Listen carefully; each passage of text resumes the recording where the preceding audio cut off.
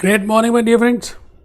दोस्तों, भूपेश आनंद एक बार फिर आपके सामने आ गया and we are doing chapter number 18 that is incomplete records and within that I have already told you what is the basic logic of incomplete records, why the people are maintaining incomplete records. But आज से हम lecture number 2 start कर रहे हैं and I will be focusing towards the methods. I think in the last lecture I have told you there are 4 methods on the basis of which we can calculate the accurate profit even for incomplete records. मैं आज के इस lecture में बेटे पहला method statement of affairs method कह लें, balance sheet method कह दें और अकाउंटिंग इक्वेशन मेथड कह दें। बेटे I will be discussing this method today. इस लेक्चर में मैं आपको लॉजिक्स बताऊंगा why we use accounting equation method, then I will tell you how to use it. बेटे in the study text you are only given with how to use it, but I will be telling you how why we use this method. Logics को देखेंगे बेटे। आज के lecture में आप मेरी कहानी को ध्यान से सुनना। बड़ी मेहनत से बेटे I have prepared a story for you and that is a very real case study, you know, and with the help of that real case study we will be able to understand then how with the help of accounting equation method what is the logic behind that और उस method से हम कैसे अपना profit निकाल सकते हैं। Register open कर लीजिए बेटा, बिल्कुल कमर सीधी करके बैठेंगे, टेबल चेयर में बैठे हुए हैं, आपका मोबाइल फोन बिल्कुल ऑफ है इस समय और आप मेरी बात को ध्यान से सुन रहे हैं। कहते हैं आप जो भी फोकस लगा के करते हैं, कर्म करते हैं बेटे, उसमें ज्यादा रिजल्ट आता है। देखिए मैंने आज क्या कोटेशन लिखी है, action speaks louder than words. अब आपका जमाना आ गया बेटे, आपको कुछ करके दिखाना है अपने पेरेंट्स को, अपनी सोसाइटी को कि भाई हाँ आप भी कुछ हैं, कर्म करना बेटे। आइए इन्हीं बातों के साथ chapter 18 incomplete records lecture number 2 और method number 1 that is accounting equation method.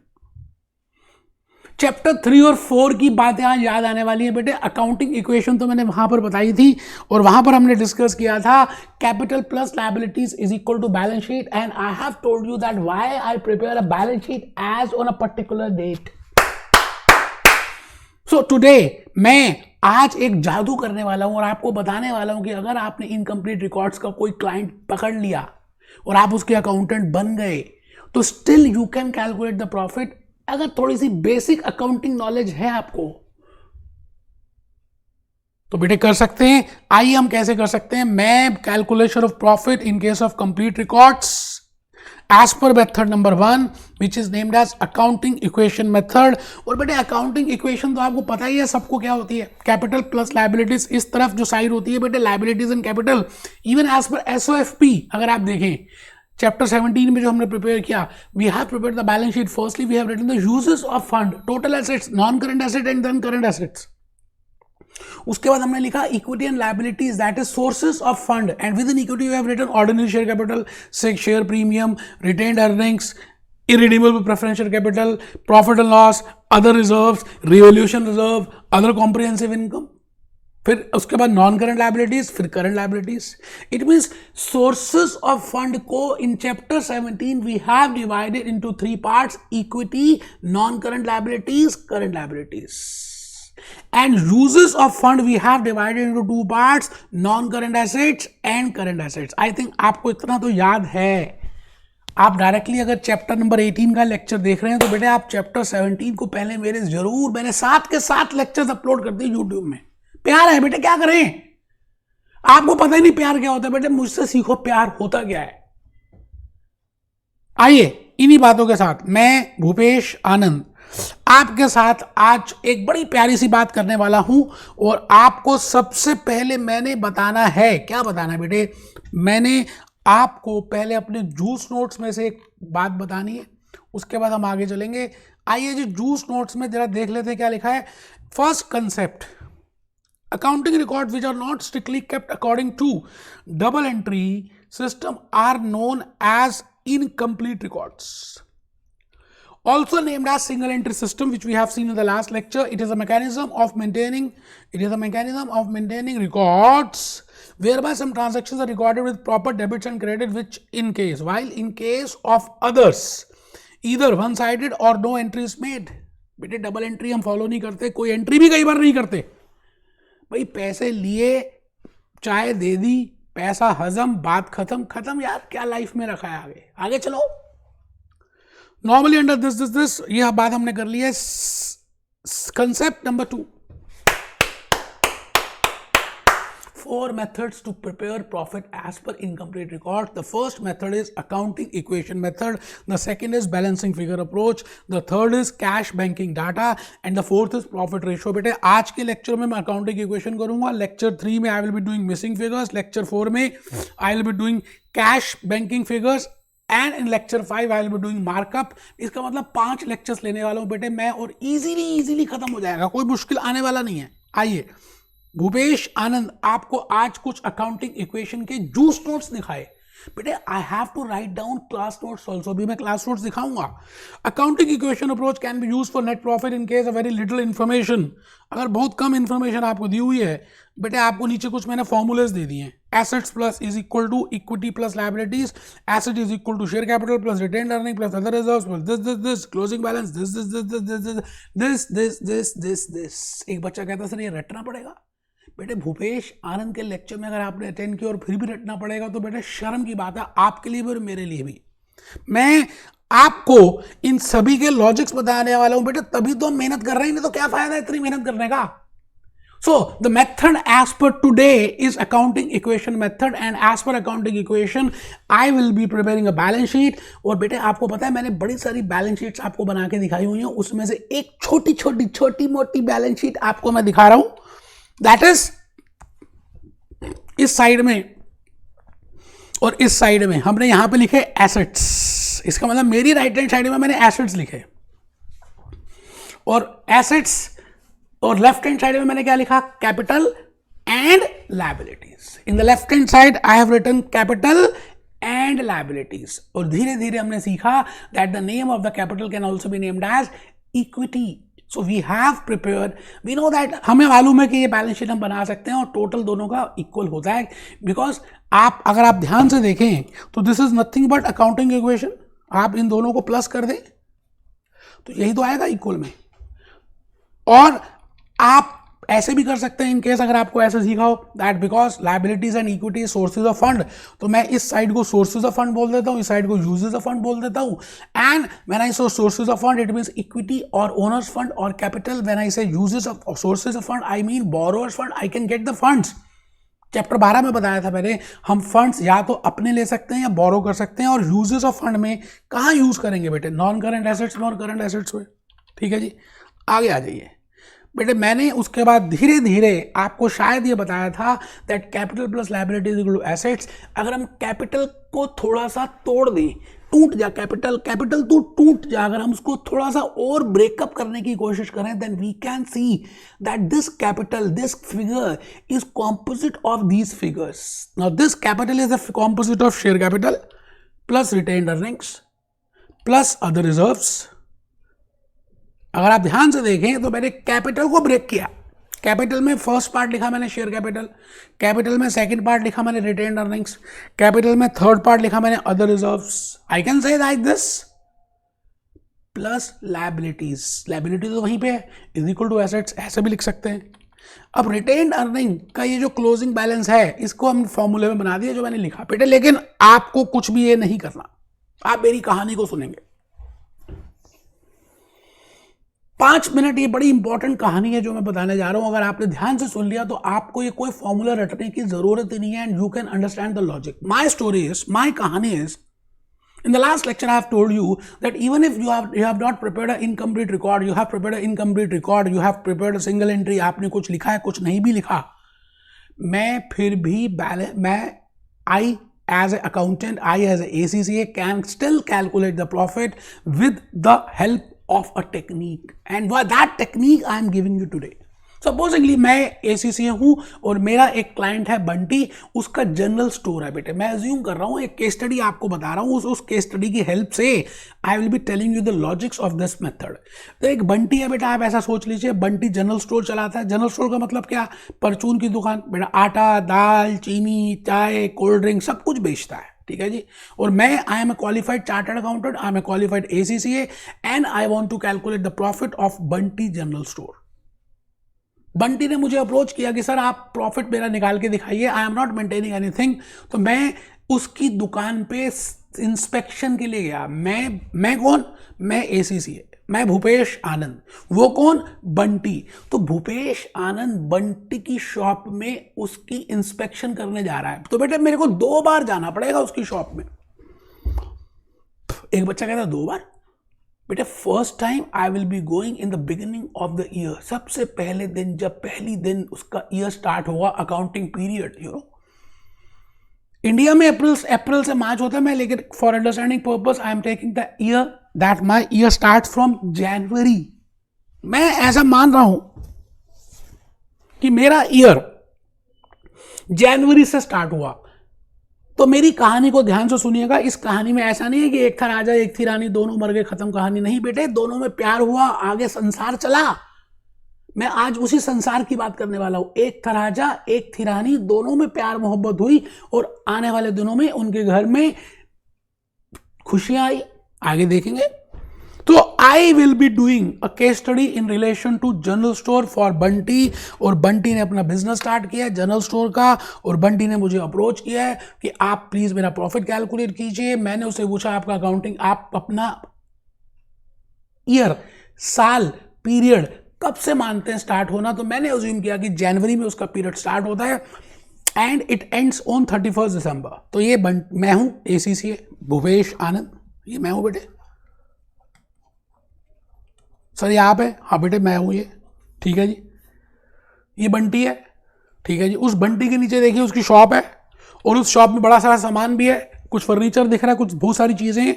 और ये बंटी जो है अपना ईयर मेंटेन कर रहा है January to December. It means beginning of the year से एंड ऑफ द ईयर। तो बिगिनिंग ऑफ द ईयर बेटे जनवरी है। मैंने माना 22x।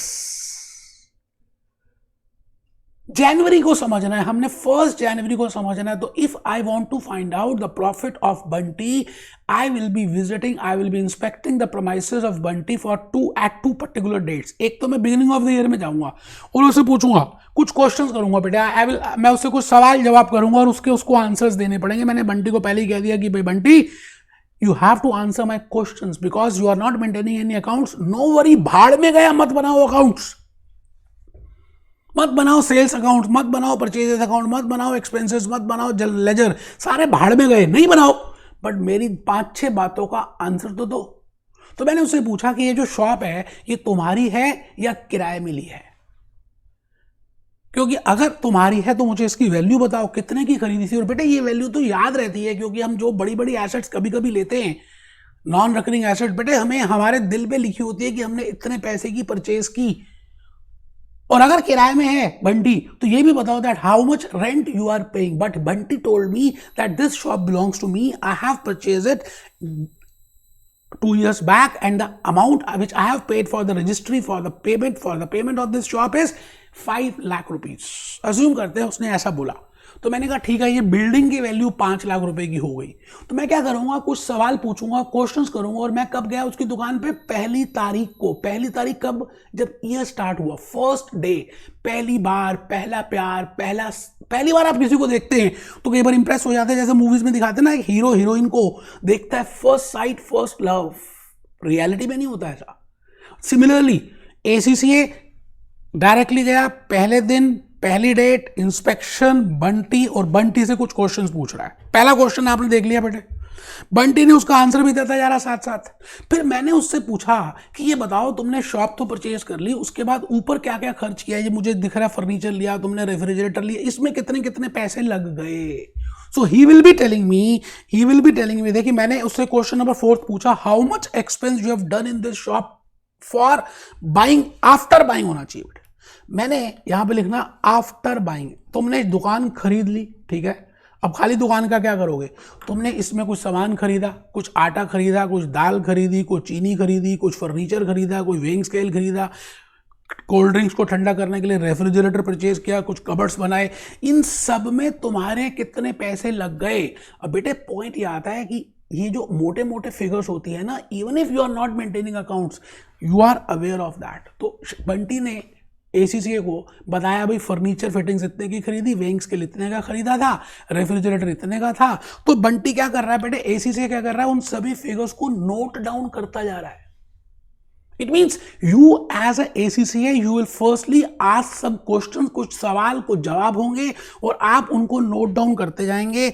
मैंने कहा इसके बाद क्या होगा, मैंने उससे पूछा, अभी बात ही कर रहा था तो मुझे ना उसके बाद एक छोटी डायरी मिली। मैंने कहा अरे ये डायरी किस बात की है, तो डायरी को खोलने लगा बंटी और मेरे को कहा सर ऐसा है ना, जो हमारे से उधार में कस्टमर्स होते हैं, customers who are to whom we sell on credit, you know, उसका मैं नाम लिख देता हूँ हर पेज में और उससे कितने पैसे लेने वो लिख देता हूँ। तो मैंने उससे नेक्स्ट क्वेश्चन यही कर दिया that please tell me how much is the balance you have to receive from your customers, it means how much is your debtor balance, how much is receivable balance. उससे ये भी पूछा। फिर मैंने कहा बंटी तुम ये बताओ, क्या ये आटा, ये सामान जो स्टॉक तुम परचेज करते हो, क्या कभी कभी क्रेडिट में भी परचेज करते हो, क्या तुम्हें किसी को पैसे देने हैं, क्योंकि जो तुमने पैसे दे दिए होंगे वो तो तुम एंटर नहीं कर रहे। It means the cash which you have received from customers you are not entering that, the cash you have paid to your credit to your suppliers you are not entering that.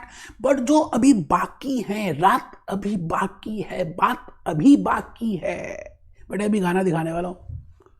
तो बंटी ने मुझे अपनी diary से वो creditor की list भी दे दी कि yes in suppliers को मुझे अभी पैसे देने हैं और ये इतने हैं।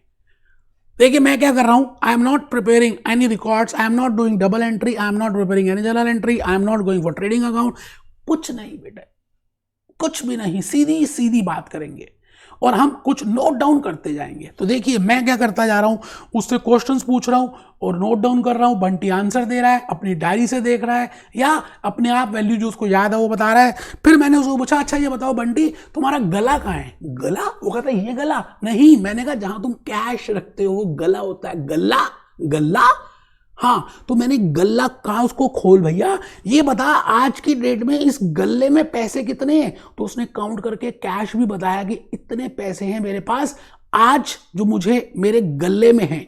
तो मैंने उसको भी नोट डाउन कर लिया। अच्छा गला बंद ही कर रहा था तो मुझे एक नजर पड़ी उसमें पासबुक की।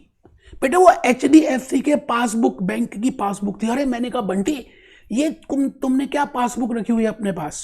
वो कहता मेरा ना अकाउंट है HDFC में, कई बार मुझे पेमेंट करनी पड़ती है चेक से। तो मैंने उससे कहा अच्छा ये बताओ बैंक बैलेंस क्या है आज की तारीख में। तो बेटा आप मेरी बात समझ रहे हैं, ये बड़ा इजी वे है to calculate the profit. So the point is I have visited Bunty's place and I am asking these questions as on the beginning of the year and I am noting down. मैं उन सबको note कर रहा हूं। फिर मैं क्या करूंगा बेटे, उन सबको नोट करने के बाद मैं उससे पूछूंगा अच्छा ये बताओ बंटी आज की डेट में तुम्हारे पास कितना स्टॉक पड़ा हुआ है, because we always do physical verification of the stock. कितना आटा है, कितनी चीनी है, कितनी दाल है, कितना ये है, कितने टमाटर है, कितनी कोल्ड ड्रिंक्स है। तो he told me that this is the value of the physical verification of the closing stock as on beginning of the year. वैसे भी बेटा क्लोजिंग स्टॉक की वैल्यूएशन करते हैं, फिजिकल वेरिफिकेशन करते हैं। Chapter number 17 which we have discussed in the last, you know, I have told you जब मैं क्वेश्चन कर रहा था that closing stock is always given to you as additional information. It will be as an adjustment because we do physical verification and for that we have to pass a journal entry because it is always after the end of the year. So he has told me, Bunty now has told me that this much is the closing stock value. तो बेटे मैंने क्या किया, उससे पूछ के बड़ी सारी फिगर्स अपने सामने रख दी। अब मैं क्या करूंगा उन सभी फिगर्स का, बेटे मैं कुछ भी नहीं करूंगा, I will prepare a balance sheet. Now the point is because this balance sheet is not prepared as per the ledger accounts, as per the trial balance, तो बेटे इसको बैलेंस शीट कहना ठीक नहीं रहेगा। तो मैं इसको या तो बोल दूं मेमोरेंडम बैलेंस शीट और I can name it as statement of affairs. तो मैंने इसलिए नाम लिखा स्टेटमेंट ऑफ अफेयर्स और I can name it as memorandum balance sheet as on 1 January. तो बेटे मैंने जो पूछा उससे, उसने कहा जी बिल्डिंग इतने की थी, फर्नीचर इतने का था, डेटर्स इतने के थे, कैश इतने का था, बैंक इतने का था, क्लोजिंग स्टॉक इतने का था। अज्यूम करते हैं ये फिगर्स बताई उसने मोटा मोटी। फिर उसने मेरे को बताया आउटस्टैंडिंग एक्सपेंसेस इतने के थे, लोन इतने का है जो उसने उधार में लिया, उसने अपने भाई से या भाई की वाइफ से या कहीं से भी, हमें क्या मतलब है, उसने लोन बोरो किया 2 लाख रुपए और उसने अभी 80,000 रुपए देने हैं। ठीक है, मैंने यहां तक सब लिख दिया बेटा, यहां तक सब लिख दिया, लेकिन बैलेंस शीट अभी भी नहीं मिल रही। आप क्या मुझे बता सकते हैं कि why still balance sheet is not tallying, because even if I have written all the figures, why the balance sheet is still not tallying. No, the balance sheet is still not telling, and what will be the balancing figure? बेटे वो balancing figure जो है that will be capital. वो capital होगी बेटा. हमें पता है बैलेंस शीट का टोटल टैली करता है capital plus liability is equal to assets as per accounting equation, that is capital. Now that because I am preparing the balance sheet as in the beginning, so that capital is in the beginning of the year. बस मैं जा ही रहा था बेटे, 1 तारीख को उसकी दुकान पे मैंने इंस्पेक्शन किया, मैंने एक पर्ची बनाई, इनको नोट डाउन किया, स्टेटमेंट ऑफ अफेयर्स बनाई. जाते जाते मैंने उसको 2 बातें और समझा दी. बंटी, कोई सेल्स अकाउंट मत बना यार, तू भाड़ में गया सेल्स अकाउंट, भाड़ में गई परचेजेस अकाउंट, भाड़ में गए एक्सपेंसेस, जो तूने पे किया कोई बात नहीं. बट मेरी 2 सजेशंस को याद रख, अपनी डायरी में ये 2 बातें जरूर नोट कर लियो, because I will be coming as on 31 December of this year, at that is at the end of the year. तो बंटी ने कहा कौन सी 2 बातें? मैंने कहा बेटा एक बात का ध्यान रखियो, दैट जो भी कैपिटल तू इस पूरे वर्ष फुल ईयर में ऐड कर रहा है, सपोजिंगली तेरी लॉटरी निकल गई, सपोजिंगली तेरे गांव में तेरी जमीन थी, तूने गांव में जमीन बेच दी और पैसा लिया, और वो पैसा तूने बिजनेस में लगा दिया, so that is additional in capital. Please note down that addition in capital.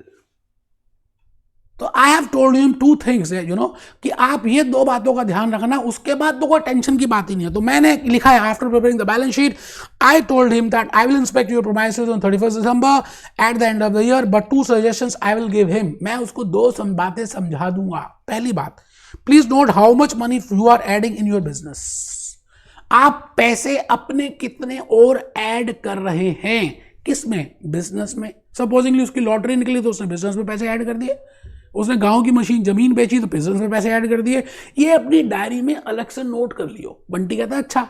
फिर मैंने कहा एक बात को और ध्यान रखियो, कभी कभी तेरा मन करेगा कि कुछ घर से राम प्यारी बोलेगी, क्या बोलेगी कि आटा लेते आना, चावल लेते आना, दाल लेते आना. अब बेटे दुकान है तो दुकान से वो लेकर जाएगा.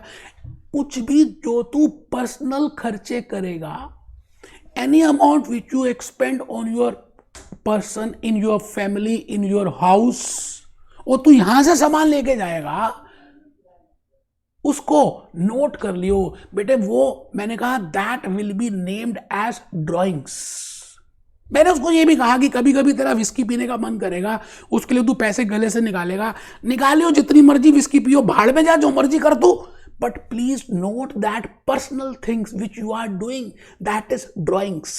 तो बेटे देखिए suggestion 2, please note if you have taken something from business for some personal use. मैंने उसको सलाह दी कि 2 बातों का ध्यान रखियो, बाकी कुछ नोट कर ना कर मेरे को कोई मतलब नहीं है. आटा, दाल, चीनी, विस्की के पैसे निकाले तूने, जो भी कुछ किया, और कुछ भी मेंटेन मत कर, no need, but please maintain these 2 things.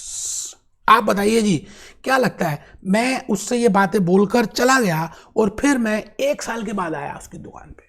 फिर मैंने इंस्पेक्शन किया. मैंने उसको कहा कि मैंने 1 जनवरी को एक पर्ची बनाई थी और उस पर्ची को तेरे को दिया था, जरा निकाल वो पर्ची. इसका मतलब the balance sheet which I have prepared as on 1 January in his diary. मैंने कहा वो लेकर आ. मैंने उस डायरी में देखा, बैलेंस शीट में बिल्डिंग भी थी, फर्नीचर भी था, और फिर मैं उसकी शॉप में इंस्पेक्ट करने लगा. इंस्पेक्शन किया मैंने. बेटे आप ये बताइए, बिगिनिंग में बिल्डिंग की वैल्यू 5 लाख थी, फर्नीचर की वैल्यू 60,000 थी, या जो भी अमाउंट था. At the end of the year, we know that we charge depreciation on the non-current assets, on tangible assets. So as a ACCA, I will be charging depreciation on non-current assets. तो मैंने building पे depreciation charge करना है, furniture पे depreciation charge करना है. Furniture पे depreciation का रेट कम होता है, अज्यूम कर रहे हैं, बिल्डिंग पे रेट ज़्यादा होता है या बिल्डिंग पे कम होता है, उसकी टेंशन छोड़ दीजिए. फिर मैं जैसे ही इंस्पेक्ट कर रहा था तो मैंने उससे पूछा, बता बंटी पिछली पर्ची दे, उसने दे दिया. फिर मैंने उसको कहा प्लीज टेल मी आज कैश बैलेंस कितना है, आज का बैंक बैलेंस कितना है, आज तूने कस्टमर से कितने पैसे लेने हैं, आज तूने सप्लायर्स को how much you have to pay, how much is a loan, how much is additional capital, how much is a drawings. मैंने वो दोबारा से सवाल जवाब कर ही रहा था, अचानक मेरी नजर पड़ी उसकी दुकान में एक नया एसेट देखा मैंने, कॉफी मशीन. मैंने कहा बंटी तूने कॉफी का काम भी शुरू कर दिया? वो कहता है हाँ सर, डिमांड आ रही थी तो मैंने कहा चलो कॉफी की मशीन लगा लेते हैं, जो आएगा कुछ ना कुछ तो कमाई होगी, मैं खाली बैठा रहता हूँ. तो मैंने कहा अच्छा कॉफी की मशीन परचेज की तूने? तो मैंने पूछा कितने की खरीदी? तो बेटे the point is I am inspecting his premises as on the 31st December and I am asking him different blah blah blah blah blah blah questions and he's answering my questions. Now after that answering again, I will prepare a statement of affairs as on 31st December and see how I have prepared that. मैंने उसको कैसे बनाया, मैंने सब पूछ लिया उससे, मोटा मोटी चीजें तो पूछ ली, कैश बैलेंस बता, आज गले में कितने पैसे, बैंक बैलेंस बता, कोई एक्सपेंस ऐसा तो नहीं है कि जो अभी आउटस्टैंडिंग है वो कहता है हाउस टैक्स अभी मैंने देना है, ठीक है, मैंने कहा ठीक है. फिर on the basis of that I have prepared a balance sheet again as on 31st December. You're getting my point? So I have prepared two balance sheets, two memorandum balance sheets, two statement of affairs. One is as on the beginning of the year, that is on 1st January, and second is as on the 31st December, as on the end of the year. Now I will compare these two balance sheets.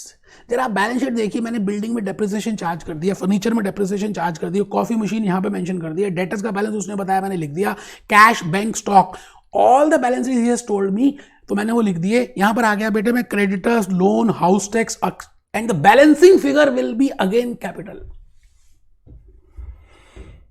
Now I am available with 4 things. मुझे 4 बातें पता हैं. एक तो capital पता है, beginning की capital और एंड की कैपिटल. एक ड्राइंग्स भी पता है अगर है तो, और एक एडिशनल इन कैपिटल भी पता है अगर उसने कुछ एडिशन कैपिटल किया है, जमीन बेच दी, लॉटरी निकल गई तो जो पैसे डाले हैं, या घर के जेवरात बेच के कुछ पैसे लाया और अपने बिजनेस में डाल दिया, that is addition in capital. और अगर उसने कुछ लोन लिया तो उसने वो मेरे को बता दिया, I have written that. The point is I am now available with 2 figures, you know, and we generally go for that. Generally you see opening capital is given to me. हम क्या करते हैं practically, opening capital plus addition in capital minus drawings plus profit minus loss and the net result is closing capital. ऐसे ही तो करते हैं बेटे. आप ये बताइए, आपने जो बैलेंस शीट बनाई, you know, the logic is this only. Start कितने से किया था, प्रॉफिट कितना हुआ, एडिशन इन कैपिटल कितनी हुई, ड्रॉइंग्स कितनी हुई, and how much is the profit for the year, and this balancing figure will be closing balance of capital. एक बच्चा कहता है सर थोड़ा सा गाना दिखा दो क्योंकि हैवी हो गया. बेटा बिल्कुल दिखाऊंगा. बेटे भूपेश आनंद का नाम है मेरा. मैं चाहता हूं कि आप इंजॉय करके पढ़ें, ज्यादा कोई टेंशन की बात ही नहीं है. मैं शाहरुख खान की एक मूवी थी ओम शांति ओम. शाहरुख खान का सपना था कि मुझे फिल्म फेयर अवार्ड चाहिए, ठीक है जी. तो बेटे उस फिल्म फेयर अवार्ड के लिए उसने हार्डवर्क किया, उसने माइंड में ड्रीम्स बनाए, उसने उसको विजुलाइज किया और पूरा एहसास से पूरी शिद्दत से मेहनत की. तो शाहरुख खान को जब फिल्म फेयर अवार्ड मिला तो उसने दुनिया को बताना चाहा कि फिल्म फेयर अवार्ड में उसको क्या क्या हुआ, कैसे मदद मिली पूरी कायनात की, how this nature has helped him to get that Filmfare award. तो बेटे वो 1 मिनट का डायलॉग जरा सुनेंगे और फिर कमेंट में आप मुझे बताएंगे कि आपको यहां तक क्या समझ आया, क्या कहना चाहता है शाहरुख खान. आइए देखते हैं, थोड़ा सुनिए. I just want to say, पाने की कोशिश की है. इतनी शिद्दत से मैंने तुम्हें पाने की कोशिश की है कि हर जर्रे ने मुझे तुमसे. बेटे शाहरुख खान ये कह रहा है कि अगर कोई चीज तुम शिद्दत से मेहनत करो, उसको पाने के लिए पागल हो जाओ, तो पूरी कायनात हेल्प करती है, मदद करती है आपको वो चीज देने में. तो मैं अगर आपके लिए ऊपर एग्जांपल लेकर आऊं, अगर आपको एसी से बनना है और विद इन 1.5 ईयर बनना है, तो बेटे पूरी शिद्दत से अगर आप मेहनत करो तो मैं आपको बता सकता हूं कि पूरी नेचर, पूरी कायनात हेल्प करेगी आपको उस चीज को देने के लिए. But the point is you have to do with शिद्दत. व्हेन आई से शिद्दत, it is a Urdu word. It means you have to do 100% hard work and you will visualize it. आपको विजुलाइज करना है कि वो चीज आपको मिल गई है, उसकी पिक्चर्स बनानी है, उसको सोचना है, अपने थॉट्स में लेकर आना है, फीलिंग्स में लाना है कि आप एसी से बन गए, आपने रिजल्ट देखा वेबसाइट में, आप बिल्कुल क्लियर हो गया, आपके 13 के 13 पेपर्स क्लियर हो गए. बेटे ये एहसास लेकर आओगे तो कायनात और ज्यादा हेल्प करने वाली है. खाली इससे भी कुछ नहीं होगा, हार्डवर्क तो करना ही पड़ेगा. तो आइए मैं भूपेश आनंद अपनी कहानी में थोड़ी सी कहानी रहेगी बेटे। मैं कहानी में ये कहना चाहता हूं कि आज तक आप जो भी करते आए दैट इज जाने अनजाने में the balance which you are calculating. For example आप देखिए मैंने यहां पे क्या लिखा है, प्रॉफिट और लॉस आप कैसे निकालते हैं। मैंने कहा जी प्रॉफिट एंड लॉस ये इक्वेशन है ना बेटे, इसमें प्रॉफिट और लॉस का कहीं यूज है ना, this is the mathematical equation. मैंने क्या किया, उसको मैथमेटिकल इस इक्वेशन को मैथमेटिकली दोबारा से कन्वर्ट किया और प्रॉफिट एंड लॉस को मैं लेफ्ट हैंड साइड लेकर आ गया, बाकी सारी फिगर्स मैंने राइट हैंड साइड रहने दी। अभी देखिए प्रॉफिट और लॉस बीच में छुपा हुआ है, देखिए बीच में छुपा हुआ है, हीरा हीरा हीरा प्रॉफिट एंड लॉस बीच में मजे कर रहा है। मैंने क्या किया, इसको लेफ्ट हैंड साइड ले आया because I want to calculate the profit as per accounting equation approach, as per statement of approach, as per balance sheet approach. और बाकी सारे फिगर्स गधा एक तरफ कर दिया, घोड़े घोड़े एक तरफ कर दिया, ऐसा समझ लीजिए। अच्छा अगर घोड़ा यहां पर है ना तो यहां पर आकर नाराज हो जाएगा, मतलब यहां प्लस है तो यहां माइनस हो जाएगा, यहां माइनस है तो यहां प्लस हो जाएगा, और गधा यहां प्लस है तो वहां माइनस हो जाएगा। बेटे ये तो रूल चलेगा ही। अगर हम किसी की साइड चेंज करते हैं तो वो थोड़ा सा नाराज हो जाता है, प्लस का माइनस कर देंगे, माइनस का प्लस कर देंगे, और मेरी कहानी बन जाएगी और मेरा फॉर्मूला मेरे सामने आ जाएगा विद लॉजिक्स। तो मैंने यही किया, प्रॉफिट और लॉस को लेफ्ट हैंड साइड में ले आया, क्लोजिंग कैपिटल तो वहीं पे बैठी हुई थी, वहीं रहने दिया मैंने। ओपनिंग को कहा तू यहां से जा, वहां चली जा। अब ओपनिंग कैपिटल नाराज हो गई, वो प्लस थी और नाराज होकर बैठी है, तो मैंने माइनस कर दिया, माइनस ओपनिंग कैपिटल। यहां पर माइनस थी ड्राइंग्स, मैंने कहा तू भी चली जा उस साइड, वो कहती है अच्छा मैं जा रही हूं, तो बेटे माइनस की, वो नाराज होकर वहां चली गई, प्लस हो गई। एडिशनल कैपिटल को भी मैंने कहा तू वहां चली जा, वो यहां पर प्लस था, मैंने वहां का वहां चली जा, तो बेटे एडिशनल कैपिटल को माइनस कर दिया। आप देखिए, आप अगर इस तरह से you can prepare equation and then we can say that I can calculate the profit or loss. So we have used accounting equation, with the help of that we can calculate the profit or loss. मैं अभी चाहता हूं कि आप सभी के सभी मेरे जूस नोट्स में आ जाएं, नहीं है तो कैप्लॉन में आ जाएं। मैं क्वेश्चन नंबर फर्स्ट आपका कराने जा रहा हूं which is from Kaplan, the statement of affairs, statement of Amazon as on 31st December 2008 shows the following business balances: non-current assets, current assets, share capital, non-current liability, current liability। ठीक है जी, करना क्या है, the sales, purchases and expenses records of company unfortunately been destroyed, ठीक है, and the directors have estimated the entity and the net profit. The directors have informed that retained earning of the entity as on this is 7,350 as on 31st December 2007। Balances आपको दिए हुए हैं 31st दिसंबर 2008 के, तो आराम से कोई tension नहीं है बेटे, आप आ जाओ। ये बना जी 1 जनवरी 2017 से 31 दिसंबर 2018।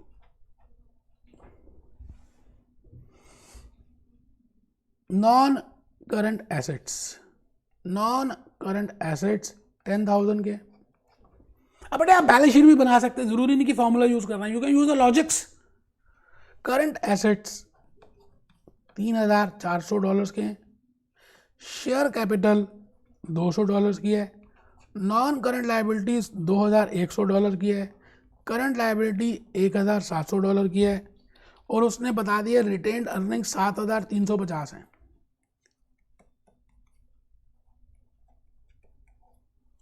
आराम से, कोई जल्दी है ही नहीं, आपको निकालना क्या है, प्रॉफिट और लॉस।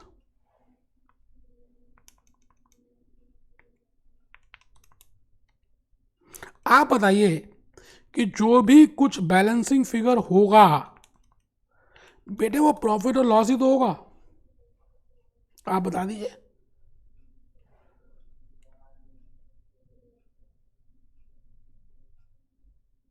करिए एक बार, प्लस माइनस कीजिए और मुझे बताइए कि क्या आपका आंसर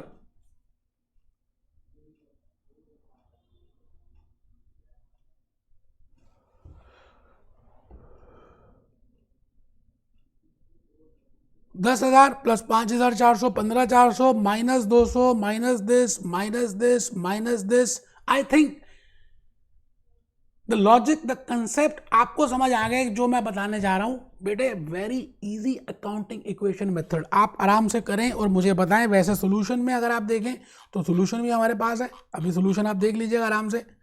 वैसे आंसर इसमें आना चाहिए 2050 आराम से देख लीजिए आ रहा है या नहीं आ रहा. मैं दोबारा से कर लेता हूं, आराम से टोटलिंग भी करिए. करंट एसेट है 3,400 के बेटा, तो एसेट्स का टोटल आ गया जी 13,400 और लाइबिलिटीज में जो भी बैलेंसिंग फिगर होगा that will be of profit.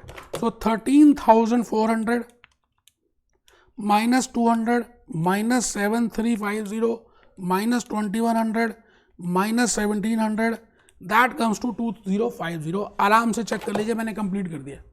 So I have discussed the logic the concept. अब देखिए कितना आसान रहा ना हमारे लिए. हमें लॉजिक समझ आ गया था, कंसेप्ट समझ आ गया तो इजी हो गया. आइए गूगल क्रोम में थोड़ा सा देख लें कि गूगल बाबा क्या कहना चाहते हैं बेटे. As per I can prepare different methods. अभी हम करेंगे मार्कअप मेथड करने वाले हैं, डेटर्स मेथड करने वाले हैं, कैश मेथड करने वाले हैं. Today I have just told you accounting equation method. Be happy, B jolly, B cheerful.